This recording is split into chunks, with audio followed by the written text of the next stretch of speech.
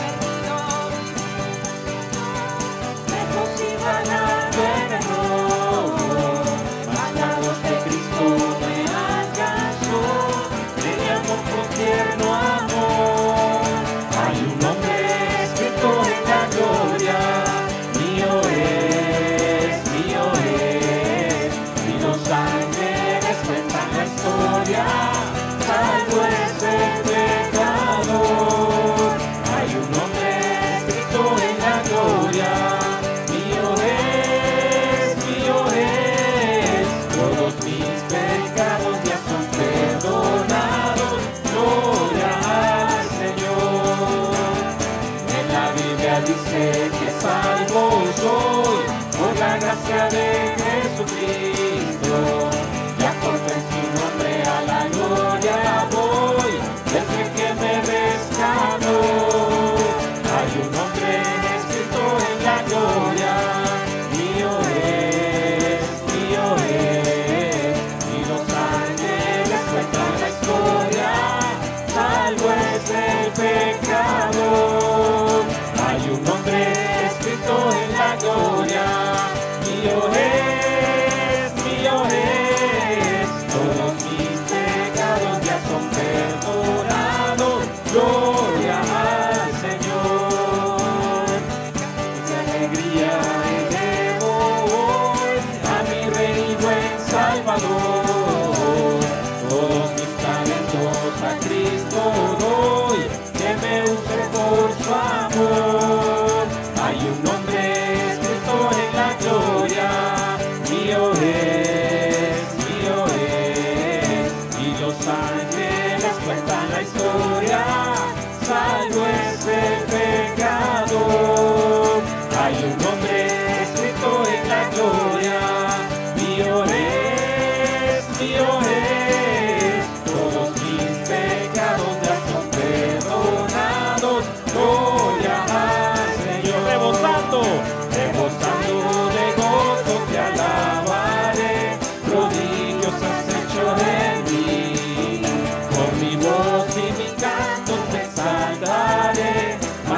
magnífico has sido, Señor. Rebosando de gozo te alabaré, prodigios has hecho en mí.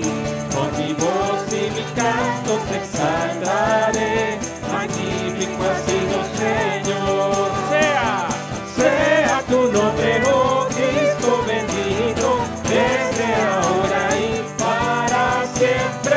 Eres excelso sobre las naciones, reinas con gloria y poder. Rebosando de gozo te alabaré, prodigios has hecho en mí.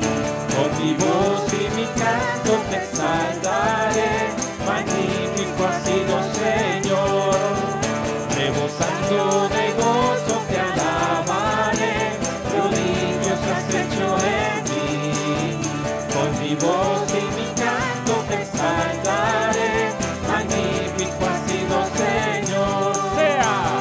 Sea tu nombre, oh Cristo bendito, desde ahora y para siempre. Eres excelso sobre las naciones, reinas con gloria y poder. Yo tengo paz y gozo en mi corazón, porque Jesucristo ya me libertó. Yo tengo paz y gozo en mi corazón, porque Jesucristo ya me libertó. Me libertó, me libertó de las cadenas, me libertó, me libertó, me libertó de las cadenas, me libertó. Yo tengo paz y gozo en mi corazón, porque Jesucristo ya me libertó. Yo tengo paz y gozo en mi corazón, porque Jesucristo ya me libertó. Me libertó, me libertó de las cadenas, me libertó, me libertó, me libertó de las cadenas, me libertó. He sido libre, oh gloria a Dios, he sido libre por su amor. Las cadenas del pecado han sido rotas, ahora libre siempre seré. Ha habido un gran cambio en mí, sí, gran cambio en mí, y ahora yo alabo a mi Señor. Me libró de las tinieblas a su eterna luz. Oh, oh, oh, oh, gran cambio en mí. Oh, oh, oh, gran cambio en mí. He sido libre, oh, gloria a Dios. He sido libre por su amor. Las cadenas del pecado han sido rotas, ahora libre siempre seré. Ha habido un gran cambio en mí, sí, gran cambio en mí, y ahora yo alabo a mi Señor. Me libró de las tinieblas a su eterna luz. Oh, oh, oh, oh, gran cambio en mí. Oh, oh, oh, gran cambio en mí. Hay un nombre escrito en la gloria, mío es, y los ángeles cuentan la historia, salvo es el pecador. Hay un nombre escrito en la gloria, mío es, todos mis pecados ya son perdonados. Gloria al Señor, gloria al Señor, gloria al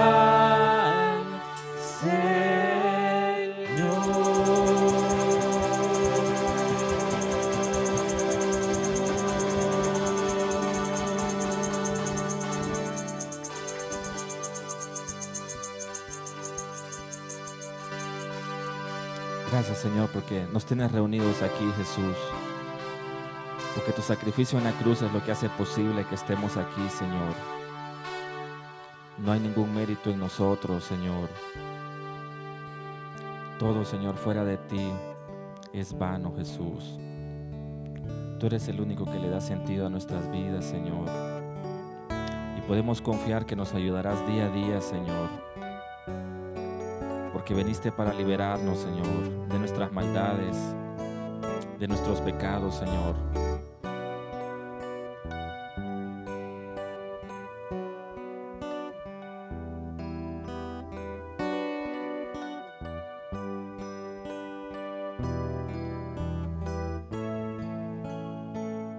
Yo te doy gracias,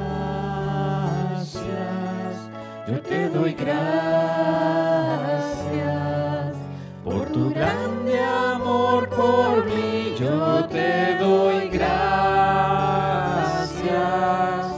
Me sacaste de tinieblas, me trajiste a tu luz y me diste vida nueva en ti, Jesús. Yo te doy gracias, yo te doy gracias por tu grande amor por mí. Yo te doy gracias. Me sacaste de tinieblas, me trajiste a tu luz y me diste vida nueva en ti, Jesús. Yo soy libre para amarte y para adorarte. Puedo levantar mis manos hacia ti, Señor de los cielos. Tú eres el Cordero que diste tu vida por mí. Yo soy libre para amarte y para adorarte. Puedo levantar mis manos hacia ti, Señor de los cielos. Tú eres el Cordero que diste tu vida por mí. Yo te doy gracias, yo te doy gracias por tu grande amor por mí. Yo te doy gracias.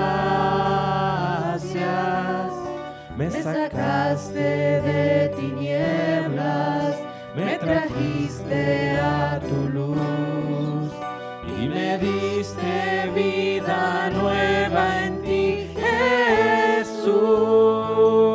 Yo soy libre para amarte y para adorarte. Puedo levantar mis manos hacia ti, Señor de los cielos. Tú eres el Cordero que diste tu vida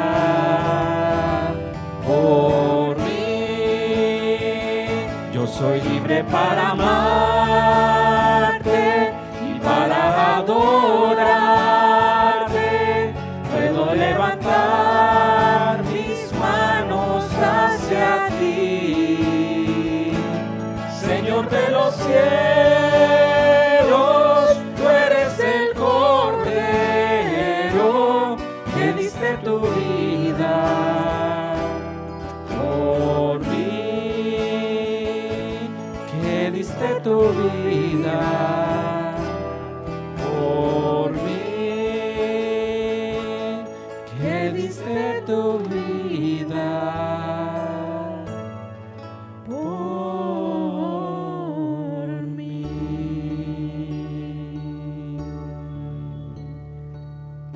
Porque por eso bajaste del cielo, Señor, para darnos libertad, Señor, para darnos vida y vida en abundancia, Señor. Porque tú no quieres la muerte del que muere, Señor, sino que todos procedamos al arrepentimiento, Señor. Y una vez que llegamos ante ti, Señor, con humildad, con sencillez en nuestro corazón, tú nos perdonas, Señor, y nos haces libres, Señor. nos das esa vida nueva, Señor, que has prometido, Señor. Y es una vida, Señor, que va creciendo a la par tuya, Señor. Y todo es posible por tu gracia, Señor, por tu amor y por tu misericordia. ¿Cómo agradecerte tu sacrificio en la cruz? Es tanto lo que has hecho en mi vida, Jesús. ¿Cómo te agradeceremos, Señor? ¿Cómo agradecerte tu sacrificio en la cruz? Es tanto lo que has hecho en mi vida, Jesús. Perdido yo estaba y tu amor me rescató. Borraste mi pecado y me diste tu perdón. ¿Cómo agradecerte lo que tú hiciste por mí? Ahora sé que vivo justificado por ti. ¿Cómo agradecerte tu sacrificio en la cruz? Es tanto lo que has hecho en mi vida, Jesús. ¿Cómo agradecerte? ¿Cómo agradecerte tu sacrificio en la cruz? Es tanto lo que has hecho en mi vida, Jesús. Perdido yo estaba y tu amor me rescató. Borraste mi pecado y me diste tu perdón. ¿Cómo agradecerte lo que tú hiciste por mí? Ahora sé que vivo justificado por ti. Perdidos estábamos, Señor. Perdido yo estaba y tu amor me rescató. Borraste mi pecado y me diste tu perdón. ¿Cómo agradecerte lo que tú hiciste por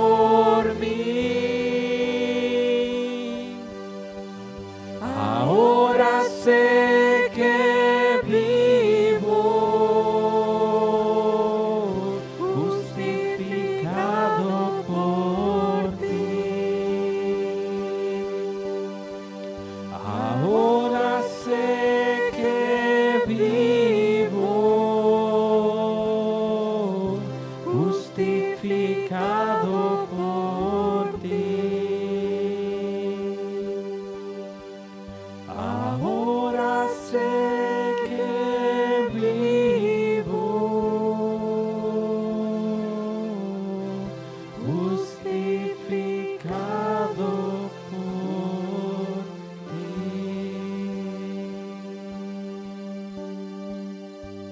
Porque eres tú quien nos justifica, Señor. No nuestras obras, Señor, no nuestra vida, Señor.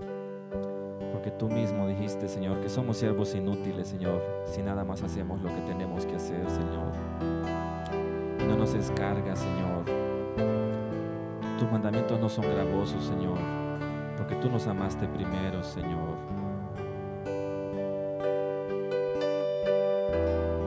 Tú nos amaste primero, Señor, y diste el primer paso para rescatarnos, Señor. Descendiendo del cielo, Señor, para buscarnos que nos habíamos perdido, Jesús. Tan grande fue el amor de Dios, que hasta la cruz llegó. Tan grande fue su que cada gota de su sangre dio. Tan grande fue el amor de Dios,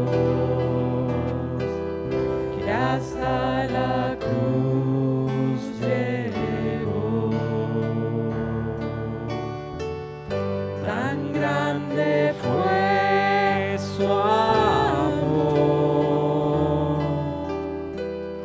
que cada gota de su sangre dio. Fue por mí, fue por ti, para perdonarnos. Fue por mí, fue por ti,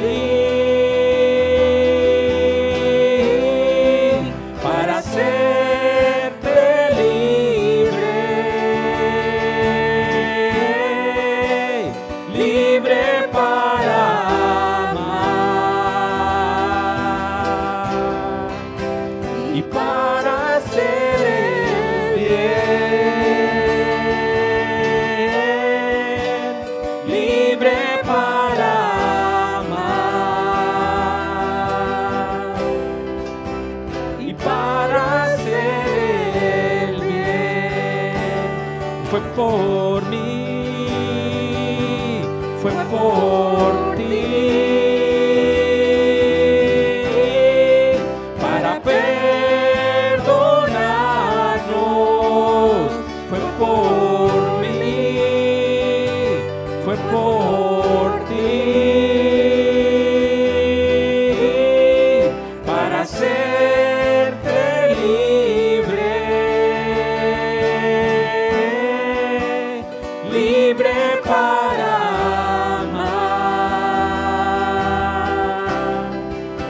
y para hacer el bien,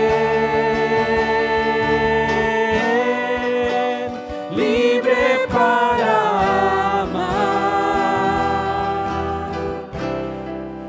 y para hacer el bien. Tan grande fue el amor de Dios, que hasta la cruz llegó. Tan grande fue su amor, que cada gota de su sangre dio. Fue por mí, fue por ti, para perdonarnos. Fue por mí, fue por ti,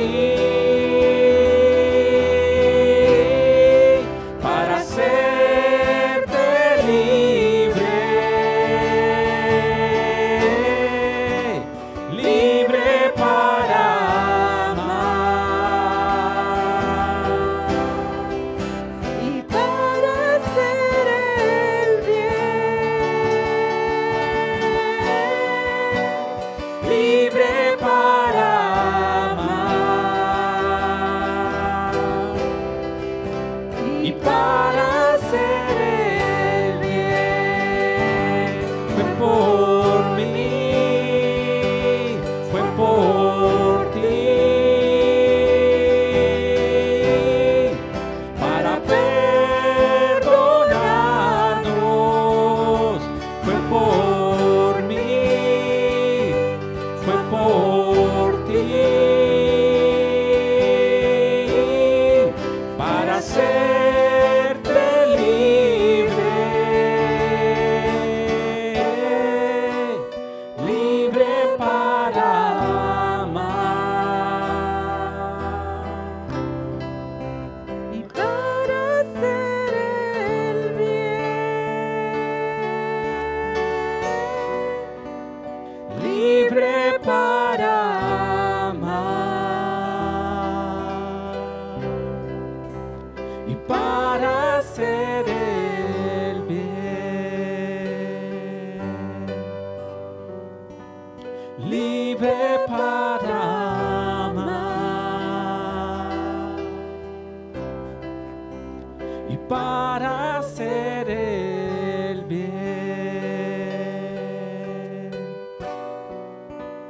libre para amar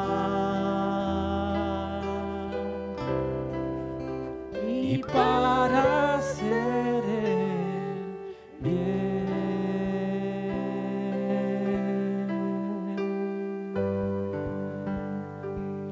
Porque ese es tu deseo, Señor. Eso es lo que hay en tu corazón, Señor Jesús. Darnos libertad, Señor. Darnos vida, Jesús. Y esa vida solo es posible a través de ti, Señor. Dependiendo cada día de ti, Señor. Porque así como cada mañana sale el sol, Señor, así cada día tu misericordia se renueva, Señor. Solo tenemos que venir a ti, Señor. Porque tu palabra dice que el que a ti viene tú no le echas fuera, Señor. Y tu muerte en la cruz, Señor, fue para liberarnos de la esclavitud del pecado, Señor. Para que en nuestro corazón seas tú el Señor siempre. Para que no haya nada que nos aparte de ti, Señor. Porque eso es el pecado. Separación de ti, Señor. Muerte. Pero tú has venido para dar vida, Señor. Y vida en abundancia, Jesús.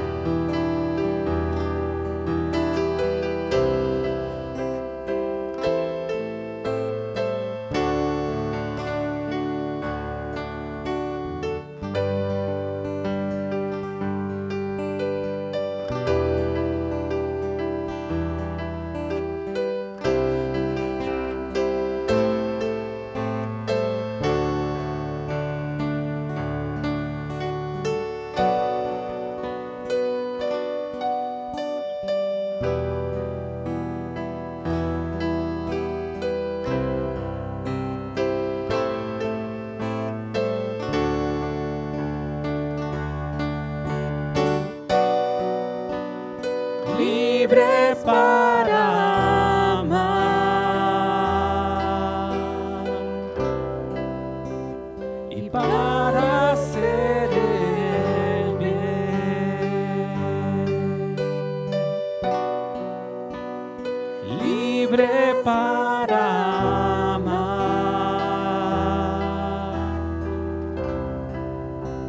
y para hacer el bien, libre para amar y para hacer el bien.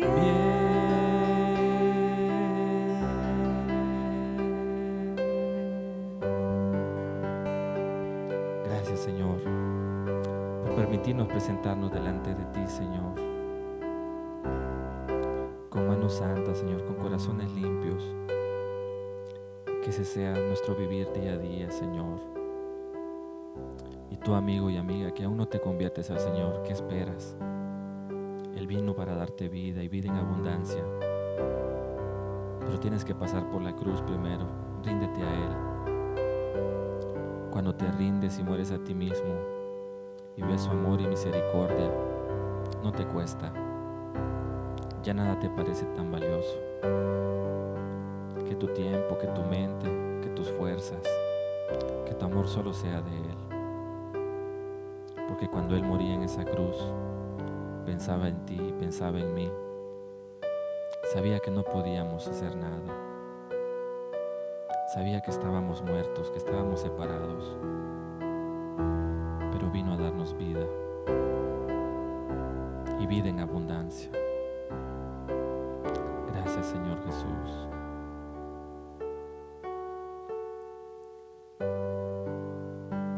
Gracias, Señor. Te pedimos que nos hables a través de tu palabra, Jesús. Ministra nuestras mentes, nuestros corazones, Señor, para que podamos vivir delante de ti siempre, Señor, como a ti te agrada, Señor. No según nuestra mente, Señor, no según nuestra inteligencia, sino con tu Espíritu Santo, Señor. Gracias, Señor. Gracias, Jesús. Amén y amén.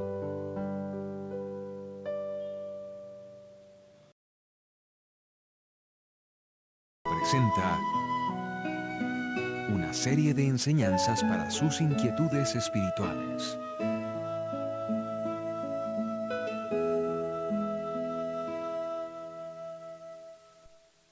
Ya el domingo pasado, pues, el Señor nos hablaba acerca de la misión de Jesús. Yo quiero hablar justamente esta mañana acerca de esto y quizás varios domingos más de aquí en adelante. La misión de Jesús. Ese es el tema para esta mañana y en el cual estaremos reflexionando en varias cosas. Quisiera, sin pérdida de tiempo, que vayamos a Mateo capítulo 9, versículo 12 y 13. Dice: al oír esto Jesús les dijo: los sanos no tienen necesidad de médico. Deténgase en las partes que usted vea más en negrito y resaltado inclusive. Al oír esto Jesús les dijo: los sanos no tienen necesidad de médico, sino los enfermos. Id pues y aprended lo que significa misericordia quiero y no sacrificio. Porque no he venido a llamar a justos, sino a pecadores al arrepentimiento. La misión de Jesús está aquí. Lo que está subrayado, lo que está en azulito desde el punto: porque no he venido a llamar a justos, sino a pecadores al arrepentimiento. Hay otro texto en Lucas que dice que el Hijo del Hombre vino a buscar y a salvar lo que se había perdido. Queda claro entonces que la misión de Jesús era venir a buscar lo perdido y venir por los pecadores. Bueno, si el tema es la misión de Jesús y ya definimos que la misión de Jesús era buscar a los pecadores, entonces ya podemos apagar e irnos. Pero no, queremos reflexionar un poco más sobre este tema, sobre las formas que Jesús usó para salvarnos, y reflexionar en varios textos que estoy 100% seguro que ustedes ya los conocen, los han leído y quizás algunos hasta los sepan de memoria. Quiero que miren el texto nuevamente. Inicia diciendo: al oír esto Jesús. ¿Qué es esto? ¿Al oír qué? Y es que los fariseos, escribas y saduceos estaban cuchicheando de manera maliciosa y diciendo: ¿y cómo es que Jesús es tan santo? ¿Y cómo es que es el Hijo de Dios? Y solo con pecadores anda, solo con pecadores come, solo con pecadores camina de un lugar a otro, de un pueblo a otro. Entonces dice: al oír esto Jesús conoce los corazones de las personas. Al oír esto Jesús les dijo: los sanos no tienen necesidad de médico. Hay otras versiones, de hecho muchos estudiosos de la Biblia creen que realmente la traducción del idioma original es los que creen estar sanos, pues no tienen necesidad de médico. Porque era obvio que era un poco de ironía lo que estaba usando Jesús. Los sanos no tienen necesidad de médico, queriendo decirles: ustedes están pulcros, fariseos, ustedes están santos. Pero ya sabemos cómo los trató Jesús: hipócritas, sepulcros blanqueados. Entonces, en este sentido, la traducción sería: los que creen estar sanos no tienen necesidad de médico. Los escribas, fariseos, saduceos, de hecho todos los religiosos, inclusive el pueblo que estaba congregándose constantemente en el templo de Jerusalén, era practicante de una religión que ni siquiera sentían, solo la practicaban porque era tradicional, y claro, defendían un estatus también. El 13 dice: id pues y aprended lo que significa misericordia quiero y no sacrificio, porque no he venido a llamar a justos, sino a pecadores al arrepentimiento. Los sanos no tienen necesidad de médico. En primera instancia, Jesús se presenta como el médico perfecto, como el médico por excelencia. Y obviamente los enfermos, los que tenían esta lepra espiritual, los que tenían la mordedura de serpiente llamado pecado, sí necesitaban al médico por excelencia. Pero esta condición se debe aceptar, se debe asumir para que el médico haga su trabajo. Conozco una persona, fíjense, que cuando va al médico, ella lleva algunos padecimientos, pero cuando va al médico le dice: ay, doctor, es que fíjese que yo me duele aquí, me duele acá y estas cosas. Entonces el médico le manda exámenes. Cuando regresa al médico con los exámenes, el médico le dice: señora, mire que sospecho que usted tiene esto y esto y esto. Inmediatamente la señora dice: cancelo esas palabras en el nombre de Jesús. Reprendo esa lengua, doctor. No acepto, rechazo esa enfermedad. Yo no tengo esa enfermedad. Declaro que yo no tengo esa enfermedad. Y se levanta, tira las cosas y se va del médico. ¿Qué puede hacer el médico en este caso? Y así pues ha venido empeorando su situación de salud. Y esta es una ilustración para entender un poco el trabajo que Jesús quiere y puede hacer. Pero si las personas deciden mejor, como el joven rico, irse a congregar de nuevo a sus lugares y estar pasando el tiempo en algún lugar practicando una religión, pues ¿qué puede hacer Jesús? Por eso dice los sanos, o lo que dicen los estudiosos, los que se creen sanos. Los que creen que más bien los deben de poner en algún lugar de privilegios porque se están desperdiciando en la banca y que necesitan estar en un estatus diferente dentro de la iglesia. Los que se creen sanos, ¿qué puede hacer Jesús por estas personas? Diferente a los que, como aquel hombre que se golpeaba el pecho y decía: sé propicio de mí, Señor, porque soy pecador. Pero el final del versículo 13: porque no he venido a llamar a justos, sino a pecadores. Y aquí es donde yo quisiera basar un poco la reflexión. Los fariseos no eran dados a la misericordia. De hecho, Jesús está hablando y caminando y sanando y ayudando a personas que socialmente eran conocidas como personas sufridas. Acuérdense del endemoniado gadareno, acuérdense del hombre con la mano seca, también la viuda de Naín, que Jesús le hizo misericordia, y la mujer con el flujo de sangre. Eran personas que estaban sufriendo mucho. La sociedad no estaba dispuesta a hacer nada por ellos, no quería hacer nada por ellos.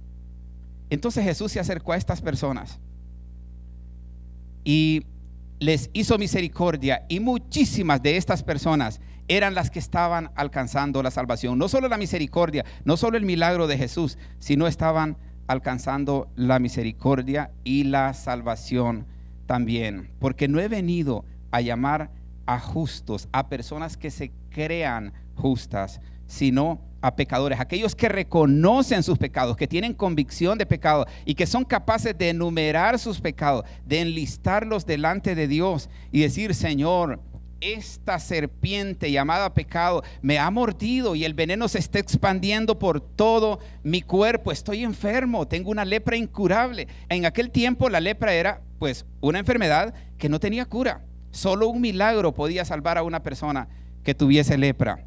Y era una enfermedad altamente contagiosa. Es más fácil que se vaya esparciendo el pecado que la santidad.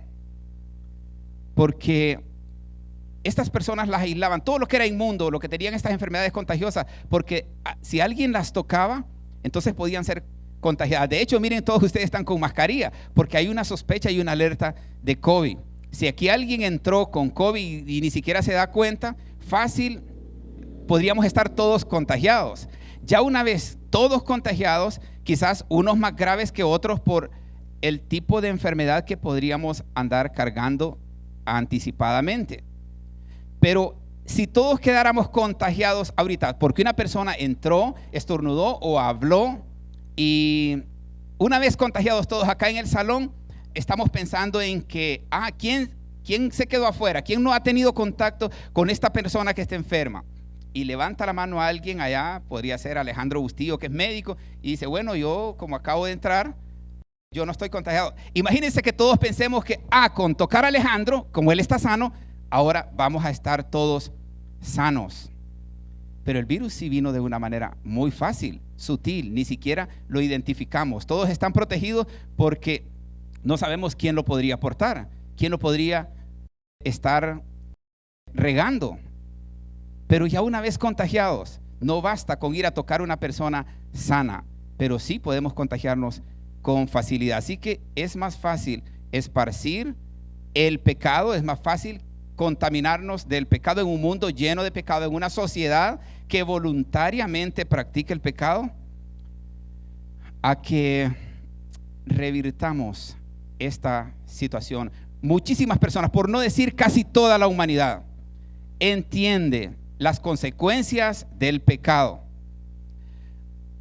Hay una edad en la que los niños no entienden muy bien lo que hace.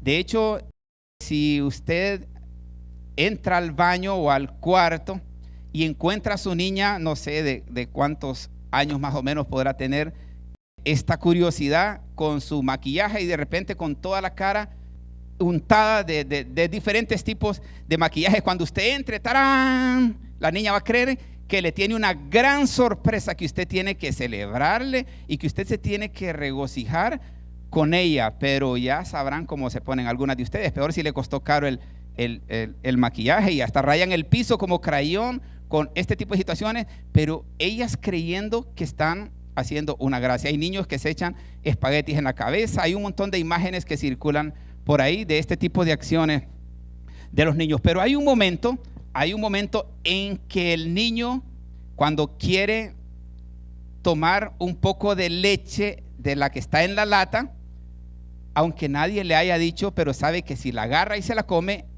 le van a llamar la atención o lo pueden sancionar, lo pueden castigar. Y en un descuido de la mamá, ¡zas!, agarra leche y se va a algún lugar y se la comienza a comer a la carrera, escondido. ¿Por qué se esconde? Ahí vuelve la situación de Adán. Adán, ¿dónde estás? Pues por acá, Señor, acá. No miras, estamos debajo de todo este montón de higueras. Claro, Dios ya sabía dónde estaba. ¿Y qué pasa, Adán? No, pues que como estamos desnudos, ahora me da penita, Señor. Pero ¿quién te dijo que estabas desnudo? Hay un grado de conciencia. Entonces yo creo que, no sé si es muy atrevido decir que toda la humanidad tiene este grado de conciencia de qué cosa es buena y qué cosa es mala, porque casi de manera automática la gente se esconde para hacer lo malo. Bueno, poco a poco la sociedad se va deteriorando y se va haciendo tan perverso todo que ya muchos ni siquiera se están escondiendo, pero se tiene un grado de conciencia que lo que se está haciendo no está bien, porque no he venido a llamar a justos, sino a pecadores, aquellos que aceptan su condición, aquellos que dan un paso al frente y levantan su mano y dicen, no me refiero a levantar la mano para aceptar a Cristo, levantan su mano, lo estoy hablando en un sentido figurado, levantan su mano para decirle, Señor, heme aquí, Señor, ven por mí, cámbiame, transfórmame, renuévame, hazme una nueva criatura. Mis pecados, Señor, son estos y estos, y Señor, sigo escudriñándome. A medida que voy conociendo tu palabra, sigo escudriñándome y me estoy encontrando muchos más pecados. Por favor, ten misericordia de mí. Eso fue lo que dijo el publicano. Ten misericordia de mí, Señor, porque soy pecador. Estaba implorando a la propiciación. Había una relación rota entre Dios y el hombre, y este publicano estaba apelando a que Dios fuera propicio, porque justamente decía esas palabras: sé propicio de mí, pecador. Sé propicio de mí, pecador. Y estaban en el templo y los publicanos ni siquiera podían entrar al templo. El capítulo de Isaías 53, históricamente, ha sido un capítulo que ha provocado una profunda reflexión y admiración y controversia a la vez. Este pasaje profético, escrito hace muchos siglos, o inclusive varios siglos antes del nacimiento de Jesús, casi estaríamos llegando hoy en día a los 3000 años en que este capítulo fue escrito. Y este capítulo describe detalladamente el sufrimiento y la gloria del Mesías. Y yo casi estoy seguro también que los presentes acá lo conocen y lo han escuchado. Pero hoy quisiera que exploráramos y reflexionáramos algunos textos de este capítulo, que es muy corto pero de mucha valía. Y vamos a ir encontrando, a medida que lo exploremos, cómo este capítulo prueba que Jesús es Dios. Y quizás ustedes digan, bueno, eso ya lo sabemos, por eso estamos acá en este lugar. Pero en un mundo lleno de dudas y desafíos, es vital reafirmar nuestra fe y entender la naturaleza divina de Jesús. Porque no basta con saberlo intelectualmente y no moverse en obediencia a las demandas de Jesús. Y este capítulo es de mucho provecho para traer una invitación y una exhortación a aquellos que se han resistido históricamente a venir a Jesús en obediencia para que perdone sus pecados y para seguirle como un discípulo, pero negándose a sí mismo. Es tanto para ellos como también para aquellos que sí han aceptado el llamado de Jesús a caminar con Él y a ser discipulados por Él. Pues les decía que en este mundo lleno de dudas y desafíos es de vital importancia reafirmar nuestra fe y entender la naturaleza divina de Jesús. Esta verdad no solamente fortalece nuestra fe, sino que también nos guía en toda nuestra vida diaria. No estoy hablando nada nuevo, nada que ustedes no conocen, pero el salmista David decía: tu palabra es verdad, Señor, la suma de tu palabra es verdad. Así que en la repetición no es que, ay, eso ya lo sé. El Señor puede traer una palabra nueva, un pensamiento nuevo, una exhortación nueva, una edificación nueva, cada vez que nosotros escuchamos la palabra o que leemos y meditamos en la palabra del Señor. Esta revelación de Isaías hace muchos siglos, como les decía, pues es de innegable edificación, no solo para nuestros tiempos, sino que en tiempos atrás. Muestra el sacrificio paso a paso de Jesús. Y aunque los judíos han tratado de obviar este capítulo, inclusive de argumentar en contra de este capítulo, este sacrificio que describe Isaías hace casi 3000 años, un poco más de 800 años antes del nacimiento de Jesús, se cumple a cabalidad en Jesús. Así que este sacrificio muestra su gran amor y compromiso por nosotros. Entender esta verdad nos llena de esperanzas aún a los que ya hemos decidido caminar con Jesús, y cada vez se fortalece nuestra fe. Además de demostrar la divinidad de Jesús, además de demostrar la divinidad de Jesús, estoy hablando de estos pasajes, es crucial entender diversas interpretaciones, tanto qué pensamos los cristianos como qué piensan los judíos. ¿Por qué los judíos hoy por hoy inclusive se están dividiendo en torno a este capítulo? Jesús es el Mesías sufrido. De hecho, en algunas tradiciones judías se le conoce como el capítulo prohibido, como el capítulo del siervo sufriente. Charles Spurgeon en alguna ocasión en un mensaje decía lo siguiente: ninguna persona podría haber ideado un Salvador tan perfecto. Ninguna persona podría haber ideado un Salvador tan perfecto. Solo Dios podría haber concebido tal plan de redención. Esta cita de Spurgeon, un hombre que pasaba en oración y profunda meditación y que dejó tanto legado con sus escritos y con sus mensajes, pues nos recuerdan que el sacrificio de Jesús es la evidencia suprema de su divinidad y de su gran e incomparable amor por la humanidad. Y de nuevo, quizás muchos estén diciendo: algo nuevo, pastor, algo que no sepamos, porque eso ya lo sabemos. Bueno, entonces si ya sabe estas cosas, ¿estamos caminando en concordancia con lo que Jesús demanda? Si el Señor viene ahora mismo, ¿usted está listo para irse? Si el Señor quiere levantar ahora mismo a sus escogidos, ¿usted es uno de los que se va? Y si usted tiene dudas, déjeme decirle con toda seguridad que no se va. Si usted dice: no se va, desde que usted duda, usted no se va con el Señor. Pero grande es su amor y grande es su misericordia, que aunque esto sea repetitivo, que aunque usted ya lo sabe, pues no traemos una teología nueva como qué significan las 7 cabezas de la bestia en Apocalipsis, porque a veces la gente, cuando ya viene un tema de eso, sí, se pone como a la gran expectativa y ya quieren saber qué significa este tipo de situaciones. Pues si quieren que les adelante algo de eso, todo está relacionado con el arrepentimiento. Alguna vez ojalá podamos entrar en detalles sobre estos temas, que a la gente le gusta el sensacionalismo que generan este tipo de temas. Todo Apocalipsis de principio a fin es puro llamado al arrepentimiento. Quiero leerlo de Spurgeon: ninguna persona podría haber ideado un Salvador tan perfecto. Ninguna persona.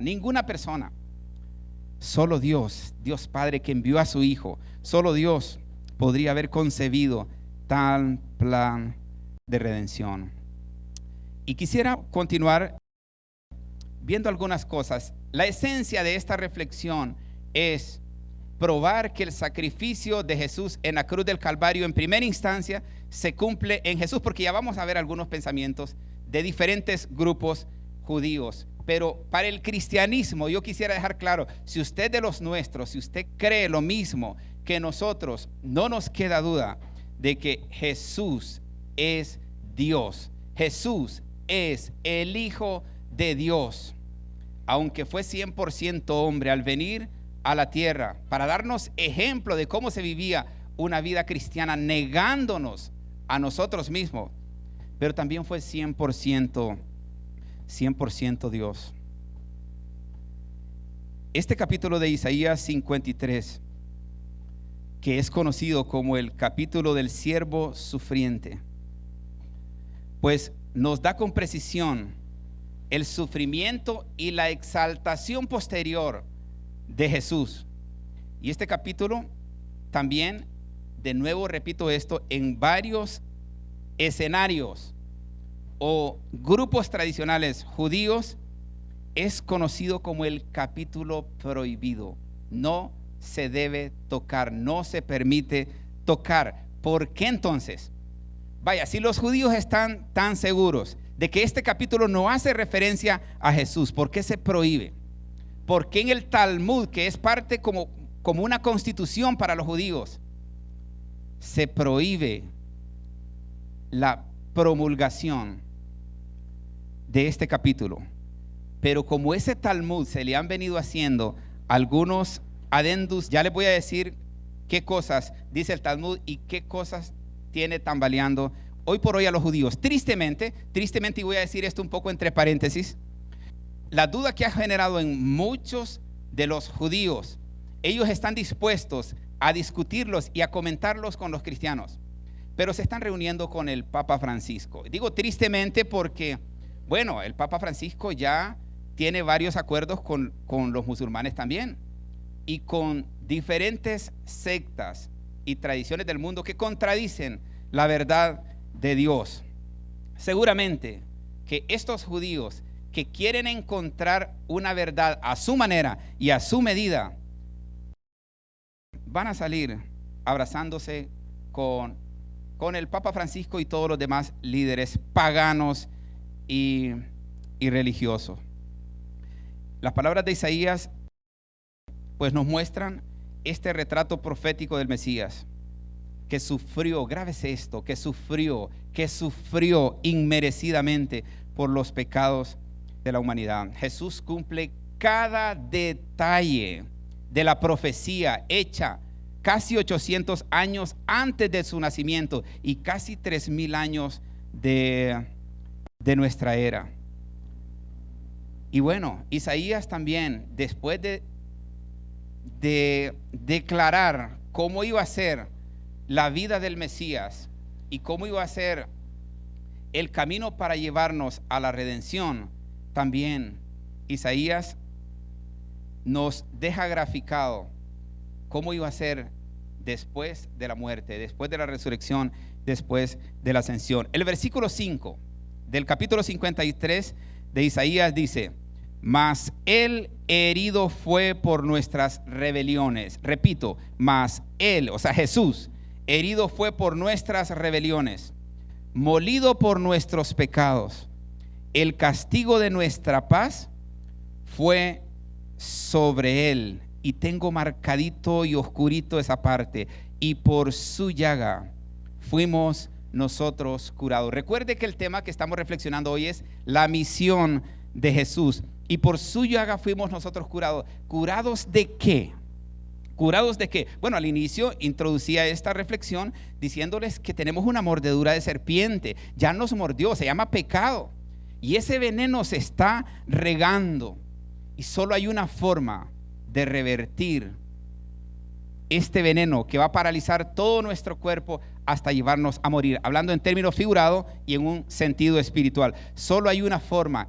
Y esa forma es que Jesús tiene que tocarnos, que el médico por excelencia tiene que sentarse a nuestro lado y entrar nosotros a una consulta sincera con el doctor, a decirle: Señor, estoy así, de esta manera. Estos son mis padecimientos, estas son mis flaquezas.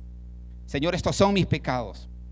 Y comenzar con nombre y apellido, con confianza ante el doctor, para que cuando él tenga el diagnóstico completo, que por cierto ya lo sabe, entonces ponga su mano. Porque cuando nos mire convencidos de pecado, entonces él no tendrá ninguna objeción ni ningún problema para tocarnos y para limpiarnos de todo pecado.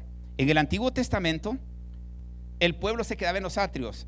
Al lugar santo entraban los sacerdotes, pero al lugar santísimo solo podía entrar el sumo sacerdote. Y ay de él si estuviese en alguna condición no apta para entrar al lugar santísimo. ¿Por qué había tanto temor? Inclusive cuando bajó Moisés del monte y que Moisés reflejaba o proyectaba un destello de la gloria de Dios y se podía ver iluminado su rostro.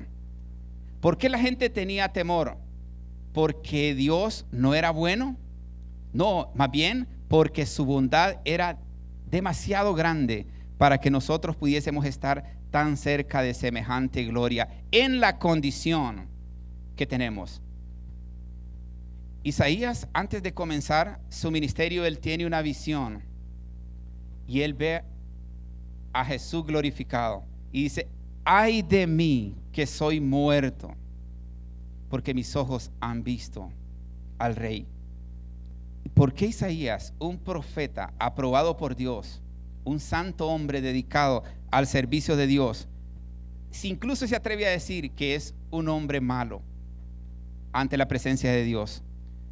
Pues porque a más cercanía de la gloria de Dios, más indignos nos vemos y más pecadores nos vemos. Y eso es lo que yo creo que ese es el plan intencional de Dios, que a medida que nosotros vamos conociendo al Señor, teniendo comunión como estas reuniones, teniendo comunión con el cuerpo de Cristo, nosotros podamos ver la imagen de Cristo en los creyentes. Y al exponernos a la vida santa de los cristianos, seamos impresionados, o los que no conocen al Señor, pues sean impactados de la gloria de Dios y no se vean buenos y no se crean sanos, sino que se vean enfermos, que se vean contaminados y que se vean necesitados de una intervención milagrosa por parte de Jesús. Y por su llaga fuimos nosotros curados. Su sacrificio nos trajo sanidad a nuestra alma y a todo nuestro ser.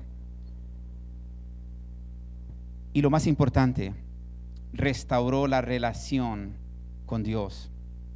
Así que trajo sanidad a todo nuestro ser al tocar nuestra alma. Y este acto nos reconcilia con el Señor. Así que sanó nuestro ser, nuestra alma, nos limpia de nuestro pecado. Porque yo quiero decirles que después de que Jesús vino a padecer y a hacer lo que a Él le correspondía hacer, el resto es de nuestra parte. El resto nos corresponde hacerlo a nosotros, porque Él nos ha dado libre albedrío al pueblo de Israel, a un pueblo que lo había llamado para convertirse en una nación de gente santa y de sacerdotes, con los cuales Él quería llevar este proyecto de salvar al mundo. Les dice: aquí pongo delante de ustedes la vida y la muerte. Pero Él mismo les dice: escojan por favor la vida. Entonces, cuando Jesús vino a dar su vida en sacrificio por nosotros, nos traslada a nosotros la decisión. La profundidad de este amor solo puede entenderse plenamente al reconocer su divinidad, al reconocer que Jesús es Dios, es divinamente Dios. El sufrimiento de Jesús no solamente fue un sufrimiento físico, que es lo que nosotros leemos en la historia, pero también fue emocional, porque dejó su lugar en el cielo, dejó su lugar en la gloria, dejó la adoración, dejó todos los privilegios que tenía como Dios, pero vino a entregarse, vino a pagar una deuda que Él no debía. Pero ¿por qué le digo que no solamente es un sufrimiento físico, sino emocional? Porque vino a pagar una deuda por personas que lo rechazan. Podría haber dicho por personas que lo rechazaban en aquel momento, pero es que hoy en la actualidad no es la excepción. Jesús, como el Cordero de Dios, sufrió en nuestro lugar sin haber hecho absolutamente nada, llevando nuestras culpas y dándonos la oportunidad de reconciliarnos con el Padre, de estrechar nuevamente los lazos de amistad. Éramos enemigos de Dios, estábamos en una enemistad con Dios. El versículo 6 dice: todos nosotros nos descarriamos como ovejas, cada cual se apartó por su camino. Mas Jehová, la misión de Jesús, mas Jehová cargó en él, en Jesús, mas Jehová cargó en él el pecado de todos nosotros. Esta es la misión de Jesús, mas Jehová cargó en él el pecado de todos nosotros. Esta descripción que acabamos de leer pues no se refiere exactamente al sufrimiento físico, sino a su profundo dolor emocional al ser rechazado por aquellos a quienes vino a salvar. En Juan, en el capítulo 1 dice: porque a lo suyo, salvar al mundo, porque a lo suyo vino, y los suyos, o sea, todos aquellos que creían ser parte del pueblo de Dios, de hecho eran el pueblo de Dios, porque Dios sí va a respetar esa promesa y la va a respetar hasta el último momento. Ellos fueron elegidos como el pueblo de Dios y Dios va a respetar eso, lo ha respetado. A lo suyo vino, salvar a la humanidad, pero los suyos, con los que realmente quería hacer eso, no le recibieron.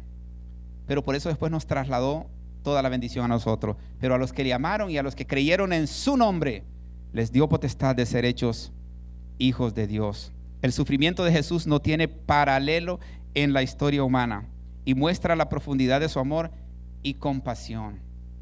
Jesús fue acusado de un montón de cosas y ninguna de esas cosas era cierta. Todo era falso, pero las personas por las que Jesús estaba muriendo, bueno, era toda la humanidad, pero las personas que supuestamente le tenían que ayudar en este proyecto gritaban: crucifícale, crucifícale. Si eres el rey de los judíos, Jesús, si eres el Hijo de Dios, ¿por qué no te defiendes? ¿Por qué no te bajas de la cruz? Y muchos decían que Jesús podría haber sido un profeta, que podría haber sido Elías reencarnado, o algunos decían, este podría ser alguien que practica algún tipo de magia y hasta endemoniado podría ser. No hay cosa más triste que a alguien lo acusen injustamente. En una ocasión, en mi infancia, estaba muy niño, yo no sé, tendría algunos que 6, quizás 5 o 6 años, pero yo recuerdo muy bien, o tal vez 7, no estoy seguro. Pero una vecina llega con una queja a mi casa a decir que yo me había robado 2 lempiras de una mesa. Bueno, mi papá era un tipo violento, ni siquiera averiguó, ni siquiera preguntó y me dio una semejante macaneada. Ay, yo no sabía cómo gritar, cómo explicar que me pudieran entender y que creyeran en mí, que confiaran en mí, que yo no había sido. Pero solo me quedé paralizado y ni siquiera estaba llorando mientras me golpeaba, mientras me pegaba. Y cuando él terminó, yo solo grité y le dijo: no fui yo. Fíjense que media hora después de estar medio muerto yo, toca la puerta a la vecina: no le vayan a hacer nada a Juancito, por favor. Fue mi cipote, Roberto se llama. Él lo agarró, mire, ya confesó y ya me habían matado a mí. Ahora imagínense, Jesús, todas sus acusaciones fueron totalmente erradas, totalmente injustas. Y por eso es que esta declaración de este texto que acabamos de leer nos deja claro que el sufrimiento de Jesús, por más que nosotros hayamos sufrido en nuestro pasado o que ahora mismo estemos sufriendo, no tiene comparación, no tiene paralelo. ¿Por qué? Porque si usted y yo sufrimos en el pasado, no redimimos a nadie, pero el sacrificio y el sufrimiento de Jesús trajo redención a toda la humanidad. Así que ese sacrificio necesitamos recordarlo. Aunque ustedes digan: ay, otra vez ese arrepentimiento, otra vez ese capítulo que ya nosotros lo sabemos, pero necesitamos seguirlo recordando, porque siguen yéndose almas al infierno. Y no podemos ir delante de Dios cuando Él nos llame a su presencia y decir: ¿por qué te callaste? ¿Por qué te callaste? Si la gran comisión dice: id y haced discípulos. Y después dice: enseñándoles que guarden todas estas cosas. ¿Cuáles estas cosas? Su sacrificio, por lo cual Él vino a la tierra a salvar al mundo. Entonces nosotros no nos podemos callar. Quizás muchos se van a ir aburriendo y solo se van a ir retirando del salón, pero usted va a tener que seguir escuchando este mensaje, porque donde quiera que vaya, las personas que han sido lavadas y redimidas con la sangre de Jesús van a sentir este fuego en su interior y en su corazón y no lo van a poder callar. No vamos a poder hablar de otra cosa que no sea las buenas nuevas de salvación a través del sacrificio del siervo sufriente, como le llaman los judíos. John Stott, teólogo y escritor, fue hace muchísimos años, escribió lo siguiente, dice: el dolor de Cristo fue único, no solo en su intensidad, sino en su propósito redentor. No solo fue que lo molieron, no solo fue que su cuerpo fue deshecho con azotes.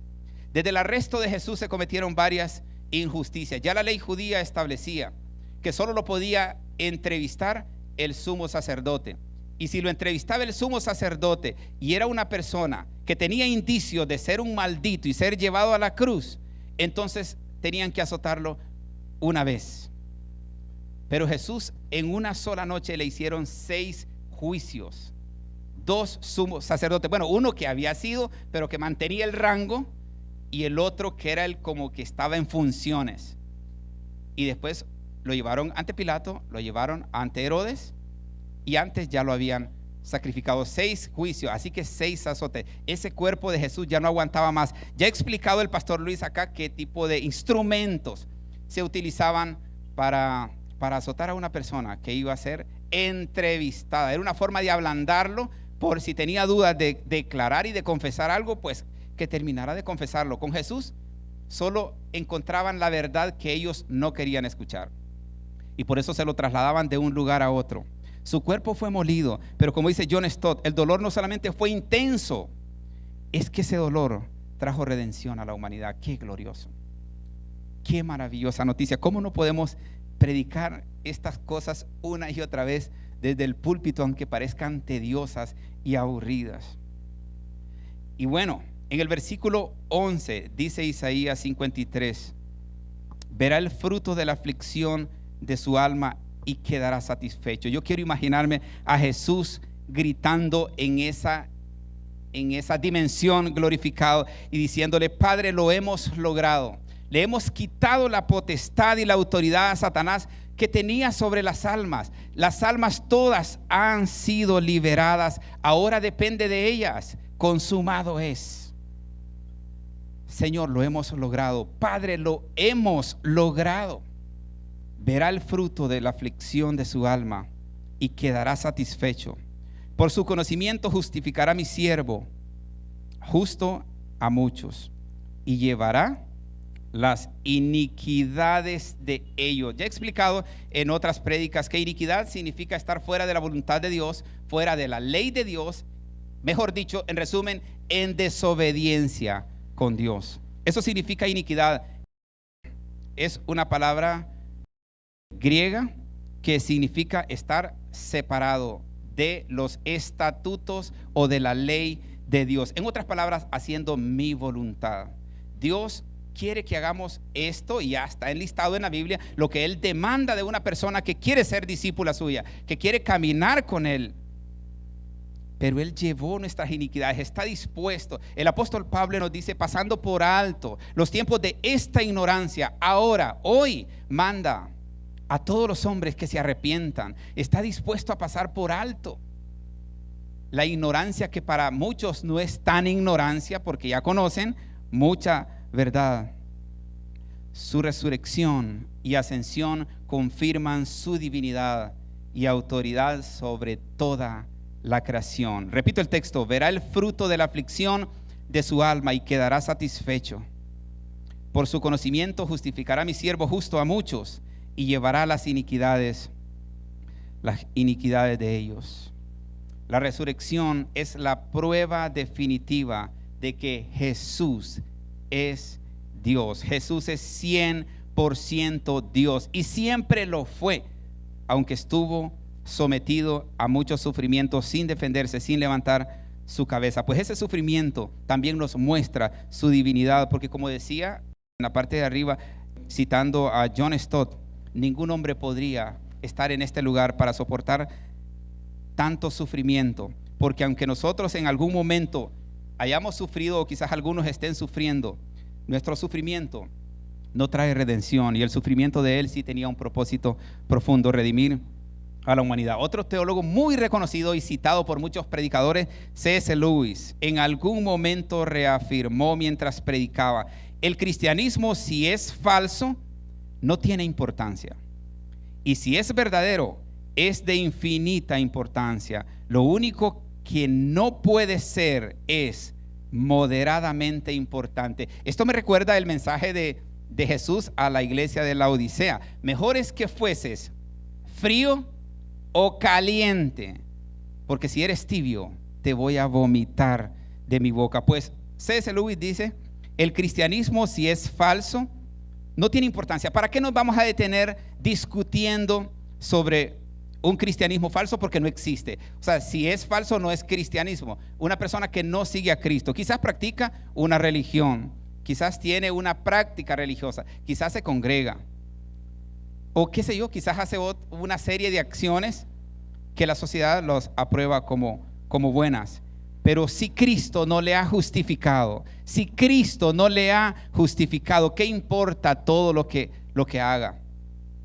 A la iglesia de Éfeso Jesús también les hace una lista de cosas que Él considera que están haciendo muy bien, pero les pone ahí algo. Y fíjense que normalmente en nuestras pláticas cuando hay un pero ya sabemos que lo de atrás pues ya no vale mucho.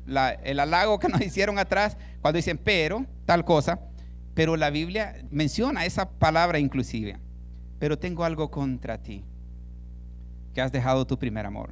O sea, ¿qué es dejar ese primer amor? Es haber perdido la comunión con el Señor. Qué terrible, qué terrible. Pero el Dios de amor, de misericordia y de oportunidades le dice, por lo tanto, les pide que se revisen. Por lo tanto, ve de dónde has caído y arrepiéntete. Y me impacta lo que dice después.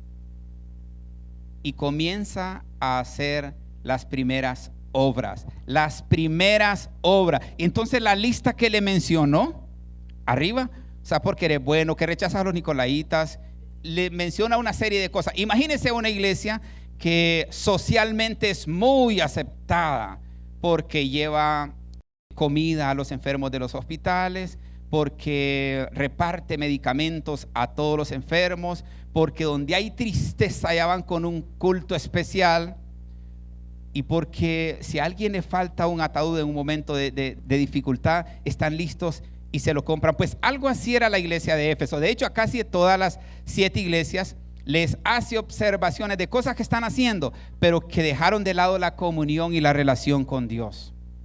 Entonces C.S. Lewis dice, el cristianismo, si es falso, no tiene importancia. Y si es verdadero, ahí sí es de infinita importancia. Lo único que no puede ser es moderadamente importante. Pues esta cita de C.S. Lewis nos recuerda la importancia de reconocer y aceptar la divinidad de Jesús y su sacrificio por nosotros en la cruz del Calvario. Pero es que, quizás diga usted, ya la acepto, pero es que, como decía un famoso filósofo, no me grites tus verdades porque tus hechos no me dejan escucharlas. Es que si usted dice, no, pero es que yo reconozco que Jesús es el Señor. Ay, no, yo reconozco que es Diosito Santo. Y yo reconozco que su sufrimiento fue por mí. Y de ahí, como dicen en mi pueblo, y de ahí, entonces, o sea, ¿de qué sirve ese reconocimiento si no se mueve en obediencia a amarle, a seguirle, a honrarle, a respetarle, a caminar con él? O por lo menos que esto nos lleve a buscar ayuda, porque es probable que nos sintamos abrumados como aquel carcelero del que hablábamos el domingo antepasado, como Pablo cuando se ve frente a Jesús y se da cuenta que no tiene argumentos más ante Jesús y solo dice, Señor, ¿qué quieres que yo haga? El carcelero de Filipo dijo, señores, ¿qué debo hacer para ser salvo? Cuando se manifestó el Espíritu Santo en la iglesia, en el primer discurso de Pedro, después de haber 120, se convirtieron más de 3,000, dice la Biblia, en ese acontecimiento. Y la conversión de ellos fue decir, varones hermanos, ¿qué haremos? O sea, ¿qué hacemos? O sea, esa gente y dice la Biblia que se sentían compungidos. Fíjese que la palabra que se usa ahí en griego, la traducción es una persona traspasada con una lanza aguda. Y si usted sigue leyendo más la descripción y la explicación que dan de este escenario, es que estas lanzas se usaban para ahogar a una persona y no darle oportunidad de gritar ni de confesar nada. Los expertos dicen que la persona eran unas lanzas como aguja, se la ponían en la boca y el estómago y ¡zas! Se la clavaban y se la sacaban. La persona solo abría la boca de aquel terrible dolor cuando entraba la lanza y cuando se la sacaban, y cuando quería expresar algo, el dolor era tan grande, pero tan grande, que caían al suelo. Entonces estas personas, después del discurso de Pedro, después de la manifestación del Espíritu Santo en los creyentes de aquel entonces, dijeron, varones hermanos, ¿qué haremos? ¿Qué haremos? O sea, estaban abrumados pero rendidos, confundidos sobre qué hacer, cómo vamos a vivir ahora entonces, cómo se vive siendo cristiano, porque entendemos que la vida que llevábamos ofende a Dios, ha lastimado a Dios todo este tiempo. Pero ¿qué hacemos? Díganos ustedes, ¿qué hacemos? Y ahí comenzó la iglesia primitiva, comenzaron a organizar unos pequeños grupos y a ministrar a todas aquellas personas que recientemente se habían convertido a Cristo. Y le discipularon, y los grupos comenzaron a expandirse y se fueron dividiendo y se fueron dividiendo hasta alcanzar el mundo. Cuando las autoridades de diferentes regiones arreciaron con la persecución y matando a muchos cristianos, más se reproducían, porque su convicción era muy grande y quizás en el momento lo que no sabían era cómo vivir la vida cristiana. El mismo apóstol Pablo, un hombre de élite, no sabía cómo vivir la vida cristiana, aunque tenía muchísimo conocimiento, pero práctica de una vida cristiana él no la tenía, y le pusieron a un pescador para que se estuviera un año con él ahí. ¿Se imaginan qué difícil es que uno siempre tiene un poco de complejos? Y cuando está frente a una persona que tiene mejor preparación que uno, mejor formación que uno y mejor condición social que uno, tiende a querer irse como Adán, a buscar las higueras y taparse.